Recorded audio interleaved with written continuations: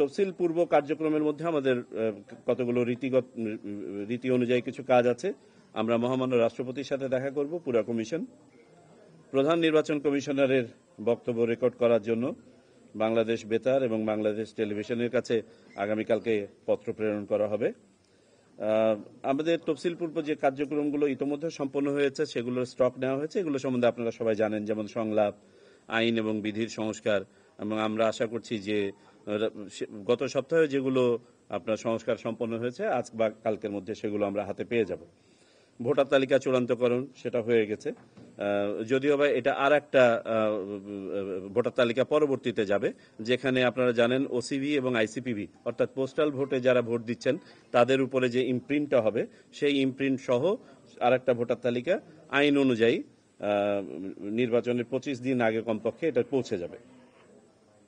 আমরা presiding officer, সহকারী presiding officer এবং পোলিং অফিসারের স্টপ নিয়েছি। আমাদের প্রয়োজন এবং মাঠ পর্যায়ে থেকে যে তালিকা প্রস্তুত করা হয়েছে সেটা নিয়ে আমরা সিদ্ধান্ত নিয়েছি যে এখানে সরকারি, আধা সরকারি, স্বায়ত্তশাসিত, আধা স্বায়ত্তশাসিত এবং সরকার প্রতিষ্ঠান এবং ব্যাংক, সরকারি ব্যাংকের যারা কর্মকর্তা আছেন তাদেরকে আমরা এই তালিকায় সংযুক্ত করব। আমরা বেসরকারি যে ব্যাংকগুলো আছে সেগুলো আপাতত বিবেচনায় নিচ্ছি না, তারা রিজার্ভে থাকবে, একান্ত প্রয়োজন না হলে তাদেরকে নেওয়া হবে না।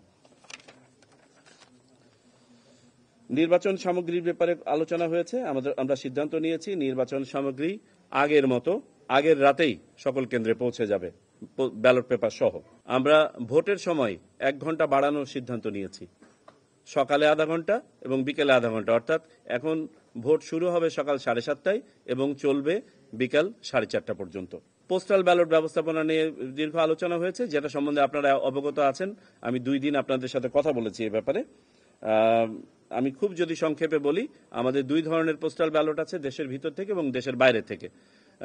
দেশের বাইরের ব্যালটগুলো আমরা আগামী কালকে থেকে ছাপানোর কাজ শুরু করছি। আগামী পরশু দিন থেকে এটা বিদেশে প্রেরণের কাজ শুরু হবে।